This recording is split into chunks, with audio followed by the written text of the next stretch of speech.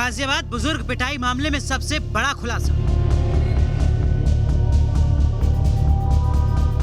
News nation पर आज खुलेगा सबसे बड़े साजिशकर्ता का नाम। ये जो पूरी मारपीट की घटना हुई प्रवेश के घर पर हुई, ये कोई जंगल की लोकेशन नहीं है, बल्कि एक स्थानीय कॉलोनी में हुई। आज पता चलेगा किसने मामूली झगड़े को दिया सांप्रदायिक रंग।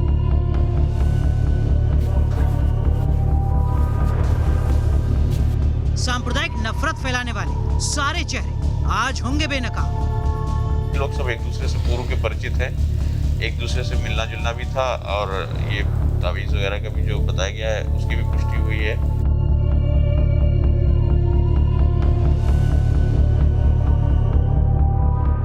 आज न्यूज नेशन खोलेगा इस मामले से जुड़ा हर एक राज। आज बताएंगे ट्विटर को देश के दुश्मनों ने कैसे बनाया हथियार।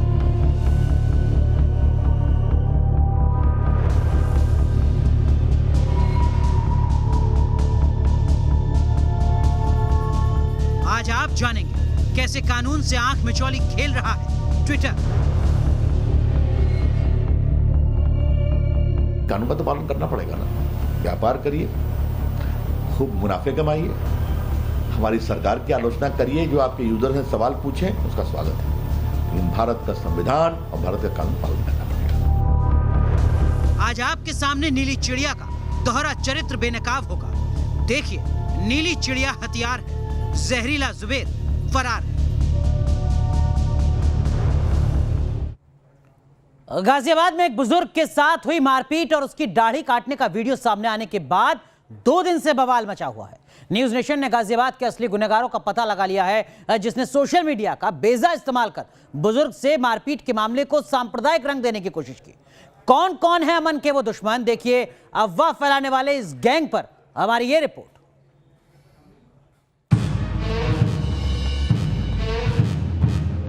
गौर से देख लीजिए इन 2 तस्वीरों को, जो गाजियाबाद के लोनी में एक बुजुर्ग के साथ हुई मारपीट की घटना को सोशल नेटवर्किंग साइट्स के जरिए दंगा फैलाना चाहते थे, सांप्रदायिक सौहार्द बिगाड़ना चाहते थे, लेकिन इनके मंसूबे पर पानी फिर गया। आज न्यूज नेशन सामाजिक मतभेद पैदा करने वाले इन 2 साजिशकर्ताओं की करतूतों से पर्दा उठाने जा रहा है। नाम मोहम्मद जुबैर, काम ऑल्ट न्यूज का फाउंडर, आरोप बुजुर्ग के साथ मारपीट का वीडियो वायरल करना, मकसद सांप्रदायिक जहर फैलाना। नाम उम्मेद पहलवान, काम एसपी का स्थानीय नेता, आरोप फेसबुक लाइव पर मारपीट का वीडियो वायरल करना, मकसद धार्मिक भावनाओं की आड़ में लोगों को उकसाना। और चलिए अब हम आपको तफसील से बताते हैं कि गाजियाबाद केस में इन दोनों शातिरों के मंसूबे कितने खतरनाक थे और कैसे दोनों ने देश विरोधी साजिश को अंजाम दिया। सबसे पहले बात मोहम्मद जुबैर की, जो यूट्यूब पर ऑल्ट न्यूज नाम से एक न्यूज चैनल चलाता है, जो केस की पूरी तफ्तीश के बाद अपनी खबरों को पब्लिश करता है। लेकिन जुबैर ने गाजियाबाद वाले केस में बिना तफ्तीश और बिना सच्चाई जाने, बिना फैक्ट की पड़ताल किए बुजुर्ग की दाढ़ी काटने वाला वीडियो पब्लिश कर दिया, और वो भी बिना ऑडियो के। साफ है कि जुबैर का मकसद कुछ और था, यानी एक संप्रदाय के नाम पर दंगे को भड़काना। उसकी मंशा थी वीडियो के जरिए शांति को भंग करना। न्यूज नेशन ने जुबैर के पार्टनर और ऑल्ट न्यूज के एक और को फाउंडर से जुबैर के बारे में जानना चाहा, तो उसने उसका पता ठिकाना बताने से साफ इनकार कर दिया। उल्टे पुलिस की जांच पर ही सवाल उठा दिया। ये जो मोहम्मद जुबैर हैं, इनका कुछ एड्रेस या कांटेक्ट नंबर मिल सकता है क्या? नहीं, जुबैर अभी पब्लिकली कुछ बोलना नहीं चाहते हैं। अच्छा, वो बोलना नहीं चाहते हैं, तो मतलब वो हैं कहाँ पर, मौजूद कहाँ पर हैं अभी? I don't want to talk about that right now. Basically, जो भी लीगल डोमेन में हो रहा है, we are focusing on that at this point in time. अच्छा, आपको ये तो पता ही होगा कि उनके ऊपर FIR हुई है लोनी थाने में, जो गाजियाबाद के हैं। जी हाँ, ऑफ कोर्स पता है मुझे। हाँ, तो इस पर मतलब उनको सामने आना चाहिए, बात रखनी चाहिए ना सामने आकर के। मतलब हम लोग तो मीडिया से ही उनको जो लीगल एडवाइस मिलेगी वो उसके हिसाब से करेंगे ना, तो वो उसके हिसाब से चल रहा है। अच्छा, मतलब वो छुपे हुए क्यों हैं, वो बाहर क्यों नहीं आ रहे हैं, बात क्यों नहीं कर रहे हैं कि अगर उनके ऊपर आरोप? छुपा हुआ नहीं है कि उनको जो लीगल एडवाइस मिली है उसके हिसाब से चल रहा है। नहीं, मैं समझ गया, लेकिन मैं ये जानना चाह रहा था कि वो कहीं रहते होंगे, कहीं उनका घर होगा, कोई कांटेक्ट नंबर होगा जिससे उनसे बातचीत की जा सकती है, वो भी प्रोवाइड नहीं करेंगे आप? नहीं करेंगे, क्यों करेंगे? मैं अभी बोल रहा हूँ ना कि जो लीगल एडवाइस है उसके हिसाब से चल रहा है। हम लोग बिल्कुल समझते हैं कि किन लोगों का क्या मोटिवेशंस होता है और क्या एजेंडा होता है। तो आप तो को फाउंडर हैं, इस बात को तो आप समझते हैं कि आउट न्यूज जो आप चला रहे हैं इसमें बाकायदा आप तफ्तीश करते हैं, बाकायदा उस केस में जाकर के इन डेप्थ स्टोरी करते हैं, फिर उसके बाद जो सच निकल के सामने आता है उसके बाद आप उसको पब्लिश करते हैं, राइट? लेकिन इस केस में तो पुलिस ने जो कहा है और कहा है कि इस तरह के कोई भी धार्मिक हाथापाई नहीं हुई, वो तो धार्मिक नंबर वन ये ऑल्टी से पब्लिश किया है क्या? नहीं, मैं आपसे जानना चाह रहा हूँ, तभी तो उनके ऊपर केस दर्ज हुआ है कि जो इस तरह से भ्रम फैलाने की कोशिश की गई उनके ट्विटर हैंडल के द्वारा। मारपीट के मामले में गाजियाबाद पुलिस सख्त हुई, मामले ने तूल पकड़ा, उसके खिलाफ FIR दर्ज हुई, तब से जुबैर फरार। ऐसे में जुबैर पर ये सवाल उठ रहे हैं कि गाजियाबाद के निजी झगड़े को सांप्रदायिक रंग क्यों दिया? जुबैर ने बिना ऑडियो के वीडियो डाल जहर क्यों फैलाया? कानून से आखिर क्यों भाग रहा है जुबैर? जुबैर की कंपनी को फंडिंग कहां से मिलती है? जुबैर ने फैक्ट चेक किए बिना वीडियो क्यों डाला? मामला बढ़ने के बाद वीडियो क्यों डिलीट कर दिया? अब जरा इस साजिश के दूसरे चेहरे से मिलिए। इस केस में नया नाम आया है SP नेता उम्मेद पहलवान उर्फ इदरीसी का, जो समाजवादी पार्टी का स्थानीय नेता है। आरोप है कि उम्मेद ने ही फेसबुक लाइव कर बुजुर्ग की पिटाई का वीडियो वायरल किया और धार्मिक भावनाओं से खिलवाड़ की कोशिश की। हालांकि केस दर्ज हुआ तो उम्मेद के सुर बदल गए और वो पुलिस पर ही आरोप लगाने लगे। जब मैं 4 बजे लाइव आया तो 7 बजे पुलिस हरकत में आई और चचा का मुकदमा पंजीकृत किया, मगर वो मुकदमा ऑटो वालों पे फर्जी एक ऑटो वालों पर लिख दिया गया और वो भी अज्ञात में। तहरीर दी कुछ, मुकदमा हुआ कुछ। और बात करते हैं सांप्रदायिक की। एक तरफ कानून का शिकंजा कस रहा है तो वहीं दूसरी ओर झूठ का जाल बुना जा रहा है। जरा पीड़ित बुजुर्ग अब्दुल समद का ताजा बयान सुनिए। उस दिन क्या हुआ और अब वो क्या चाहते हैं। ताबीज को लेकर के कोई बात हुई थी? का कोई चक्कर नहीं। आप ताबीज का कोई काम करते हैं? जी उसको अभी एक साइड ही खड़े कर दो ना, बुला। ये सारी बातें बेबुनियादी हैं, इन पर कोई जो कलम है जो हमारे ऊपर इल्जाम लगाया जा रहा है कि इसको डिवाइड किया जा रहा है। कहा जा रहा है कि समद जानबूझकर अब इस तरह के झूठे बयान दे रहे हैं क्योंकि मारपीट से पहले का उनका वीडियो सामने आया है जिसमें कहानी कुछ और ही है। इसमें वो ताबीज से किसी को वश में करने की बात कह रहे हैं। जो दोबारा आया था तू करने, किसने कराया था? इंतजार ने कह के भेजा हो? कह के भेजा के ये मेरे बस में कर दो। हाँ, मेरे घर के ने जो तमीज वो भी सब देके गए हो। अच्छा, हाँ बस जी ये सब इंतजार के कहने से गए? इंतजार के कहने के। ये झूठ तो फोन बोल के गया ना, तू ये कर दो वो कर दो, मतलब भूत थारे के परे थे, झूठ रहे थे नहीं है। हाँ, इंतजार ने क्या भेजा था तुझे? कहा कि ये सारे मेरे फेवर में आ जाना चाहिए हैं? हाँ, इनसे मेरा काम है, इनसे मेरा काम है, इनसे मेरा काम है। हाँ, ये क्या भेजा इंतजार ने? बस। गाजियाबाद पुलिस भी इस मामले को ताबीज से ही जोड़कर देख रही है। पुलिस के मुताबिक मारपीट का आरोपी प्रवेश अपनी पत्नी का गर्भपात होने पर परेशान हो गया था। उसका काम धंधा भी नहीं चल रहा था। इसके चलते उसने फंदा लगाकर जान देने की कोशिश भी की थी। इतना कुछ होने के बाद प्रवेश ने अब्दुल समद से बदला लेने का फैसला लिया। उसने 5 जून को फोन करके अब्दुल समद को बुलाया और वहीं अपने करीब 10 साथियों के साथ उसके साथ मारपीट की और दाढ़ी काटकर वीडियो भी बनाई। ये जो पूरी मारपीट की घटना हुई प्रवेश के घर पर हुई, ये कोई जंगल की लोकेशन नहीं है बल्कि एक स्थानीय कॉलोनी में हुई। ये लोग सब एक दूसरे से पूर्व के परिचित है, एक दूसरे से मिलना जुलना भी था और ये तावीज़ वगैरह का भी जो बताया गया है उसकी भी पुष्टि हुई है। सोशल मीडिया पर उधर इस मामले में यूपी के बाद अब दिल्ली में भी केस दर्ज हो गया है। दिल्ली के तिलक मार्ग में ट्विटर इंडिया के हेड मनीष माहेश्वरी और एक्ट्रेस स्वरा भास्कर के खिलाफ केस दर्ज किया गया है। केंद्रीय मंत्री रविशंकर प्रसाद ने भी साफ कर दिया है कि सोशल मीडिया पर इस तरह से साजिश रचने वाले और धार्मिक भावनाओं को भड़काने वालों को किसी भी कीमत पर बख्शा नहीं जाएगा। कानून का तो पालन करना पड़ेगा ना। व्यापार करिए, खूब मुनाफे कमाइए, हमारी सरकार की आलोचना करिए, जो आपके यूजर हैं सवाल पूछें उसका स्वागत है, लेकिन भारत का संविधान और भारत का कानून पालन करना पड़ेगा। मतलब साफ है कि अफवाह गैंग पर होगा और कड़ा प्रहार, ताकि देश की एकता और सौहार्द से कोई भी ना कर पाए खिलवाड़। गाजियाबाद से हिमांशु शर्मा के साथ टीम न्यूज़ नेशन। दरअसल में पीड़ित बुजुर्ग ने जो बयान दिए उसके मुताबिक जब वो मस्जिद जा रहा था तब अचानक उसे कुछ लोगों ने ऑटो में लिफ्ट दी और फिर उसे एक अज्ञात कमरे में ले गए, जहां उसके साथ मारपीट की गई और कहा कि पुलिस से शिकायत की तो अच्छा नहीं होगा। लेकिन इस बयान में कई झोल है और इससे कई सवाल खड़े होते हैं। तो आइए अब हम इस बयान पर उठने वाले कुछ अहम सवालों का रुख करते हैं। वो दरअसल में कौन से सवाल हैं जो जहन में आते हैं? किसी भी वारदात के पीछे किसी वजह का होना जरूरी है, लेकिन बुजुर्ग ने अपनी किडनैपिंग के पीछे कोई वजह नहीं बताई। मोटिव क्या था, क्यों किडनैपिंग की गई? बुजुर्ग को जिस अज्ञात कमरे में ले जाया गया वो उसका पता क्यों नहीं बता पा रहे, क्यों उनको वो लोकेशन ही नहीं पता है जहां उन्हें ले जाया गया। बुजुर्ग ने वारदात के बाद मारपीट और किडनैपिंग की शिकायत पुलिस से करने में आखिर 2 दिन क्यों लगा दिए, तब जबकि आप डायल 100 पर कॉल कर सकते थे, पुलिस की हेल्पलाइन पर कॉल कर सकते थे। बुजुर्ग ने शिकायत में आरोपियों के नाम नहीं दिखाए, बिना जान पहचान के उनके साथ मारपीट क्यों की गई उन्होंने ये भी नहीं बताया है। अपनी शिकायत में मोटिव यहां पर क्लियर वो नहीं कर पा रहे हैं। बुजुर्ग के साथ मारपीट हुई लेकिन वो किडनैपिंग में इस्तेमाल ऑटो का नंबर भी नहीं बता सके हैं। ये कुछ ऐसे सवाल हैं जिसके जवाब अभी पीड़ित बुजुर्ग को देने चाहिए।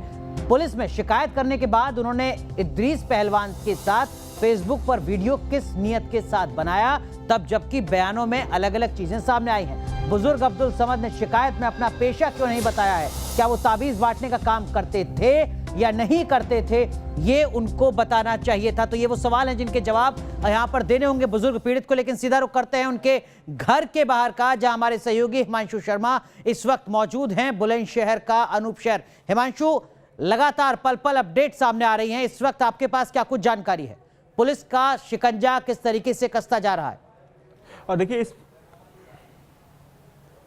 और देखिए पुलिस ने शिकंजा तो पूरा कसा है, जिसमें 5 लोगों की गिरफ्तारी अब तक अनुराग की गई थी, लेकिन 2 लोगों को अब जमानत भी मिल गई है, जिसमें इंतजार और सद्दाम यानी कि बोनस सद्दाम जो खुद जो अब्दुल समद हैं उनको बाइक पर बैठाकर लेके गए थे, स्कूटी पर बैठाकर परवेश गुजर के घर के बाहर, उनको जमानत मिल चुकी है। गाजियाबाद कोर्ट के बाहर से अग्रिम जमानत दे दी गई है, लेकिन अभी भी जो मेन उमेद पहलवान है वो फरार है, जिनके ऊपर FIR दर्ज की गई है। इसके साथ ही मोहम्मद जुबैर ये भी अभी फरार है, जिन पर गाजियाबाद पुलिस अब नोटिस देने की तैयारी कर रही है। गाजियाबाद के जो SSP DIG अमित पाठक है, उनका कहना है कि अब दोनों को नोटिस सर्व किया जाएगा। अगर जल्द ही ये पुलिस के सामने पेश नहीं होती है तो उनके घर के बाहर जाकर नोटिस भी चस्पा किया जाएगा, क्योंकि सामाजिक सौहार्द और धार्मिक सौहार्द यहां पर उनके साथ खिलवाड़ किया गया और जो पूरा जो बेस था वो तैयार करने में जो अहम भूमिका नजर पुलिस को अब तक आ रही है वो उमेद पहलवान की है, जो गाजियाबाद के लोनी के लोकल सपा नेता हैं। तो ऐसे में अभी उनकी लोकेशन को भी ट्रेस नहीं कर पाई है पुलिस, लेकिन पुलिस का यह भी कहना है कि जल्द उन्हें गिरफ्तार कर लेंगे, क्योंकि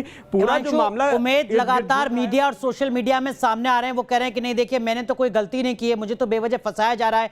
क्या ऐसा ही मामला है? क्या गाजियाबाद पुलिस भी ऐसा ही मान रही है? और अगर ऐसा ही है तो क्यों उनके खिलाफ FIR हुई, क्यों उनको खोजा जा रहा है और क्यों वो फरार चल रहे हैं पुलिस के लिए?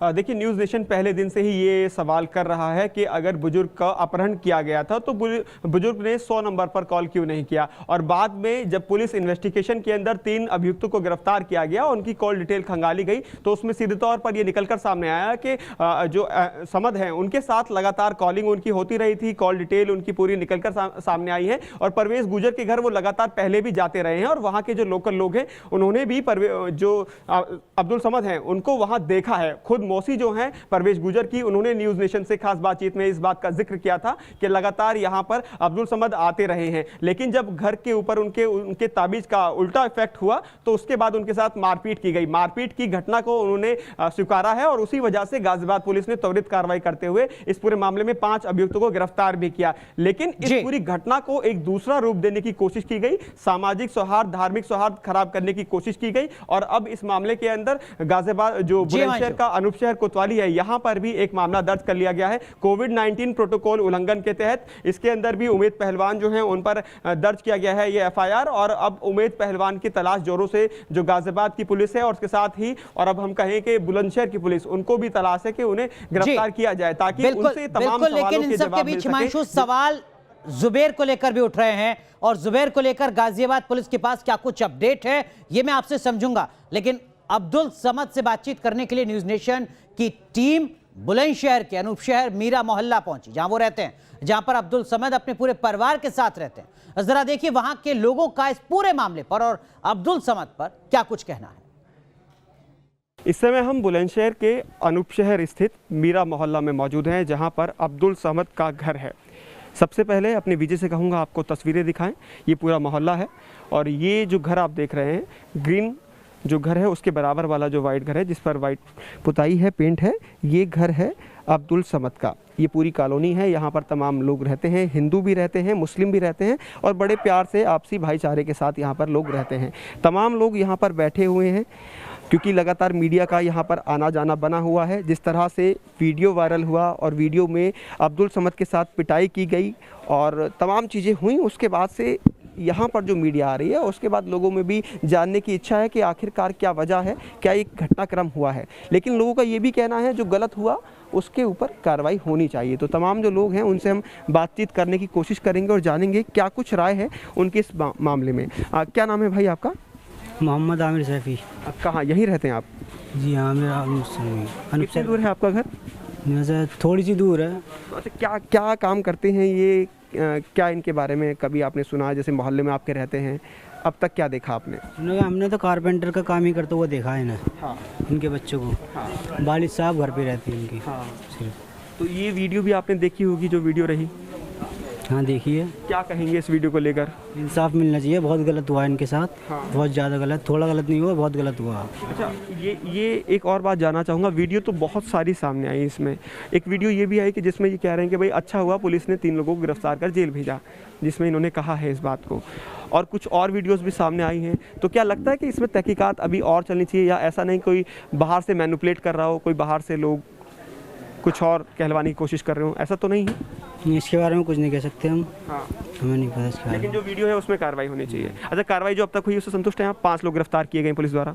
हाँ, होने चाहिए, मुस्लिम तो गिरफ्तारी होनी चाहिए। मुस्लिम जो हैं वो गिरफ्तार होनी चाहिए, ऐसा इनका कहना है। और भी तमाम लोग हैं कैमरे पर मैं बात करना चाहूँगा आपसे भी। हालांकि बात करने के लिए देखिए तैयार नहीं हैं, जा रहे हैं। लेकिन यहाँ जो युवक जिन्होंने हमसे बात की उनका सीधे तौर पर साफ तौर पर यही कहना है जो वीडियो था वो बहुत गलत था और ऐसे लोगों पर कार्रवाई होनी चाहिए जिन्होंने मार पिटाई की, और उसमें कार्रवाई पुलिस कर भी रही है। अब तक 5 लोगों को पुलिस इस पूरे मामले में गिरफ्तार कर चुकी है। जो यहाँ का पूरा एरिया है वो आपको दिखा दूँ। आप देखिए यहीं पर ये पूरा जो कॉलोनी है, यहाँ पर रहते हैं, अनूप शहर की मीरा कॉलोनी। यहाँ पर तमाम लोग मौजूद हैं। अभी भी एक जो व्यक्ति हैं वो यहाँ बैठे हुए हैं, उनसे भी बात करने की कोशिश कर लेते हैं और जानते हैं अब्दुल समद जी के बारे में। सर, आपसे मैं ये जानना चाहूँगा, अब्दुल समद जी सामने ही उनका घर है, आपके घर के सामने रहते हैं, आप बहुत सालों से जानते होंगे, क्या कुछ उनके बारे में जानकारी आपके पास है? वो तो अपनी मेहनत मजदूरी से बाहर ही कमाते हैं, बस उससे अपने बच्चों की गुजर करें, अपनी गुजर करें। ये जो वीडियो सामने आए हैं सर, बहुत सारे वीडियो, तो उसको लेकर क्या कहेंगे? फेक वीडियो भी चलते हैं, सही वीडियो भी चलते हैं। वीडियो की क्या वो है और ऑथेंटिक वीडियो। जर्नलिस्ट के साथ हिमांशु शर्मा, न्यूज़ नेशन, अनूप शहर, मीरा मोहल्ला। तो आपने हिमांशु शर्मा की रिपोर्ट देखी। हिमांशु हमारे साथ बने हुए हैं। हिमांशु, मोहम्मद जुबेर को लेकर भी लगातार सवाल खड़े हो रहे हैं, क्योंकि जो आरोप उम्मेद पर लगे हैं वही आरोप, उससे कहीं ज्यादा गंभीर आरोप जुबेर पर लगे हैं, जिसने सबसे पहले इस वीडियो को साझा किया बिना इसकी हकीकत को जांचे परखे, जो मूलतः उसका काम है। पुलिस के शिकंजे से कितना दूर जुबेर? देखिए, गाजियाबाद पुलिस फिलहाल नोटिस तैयार कर रही है मोहम्मद जुबेर को सेंड करने के लिए। और आपको बता दें कि मोहम्मद जुबेर ने जब इस वीडियो को डाला तो तेजी के साथ इस वीडियो को ट्विटर पर शेयर किया गया।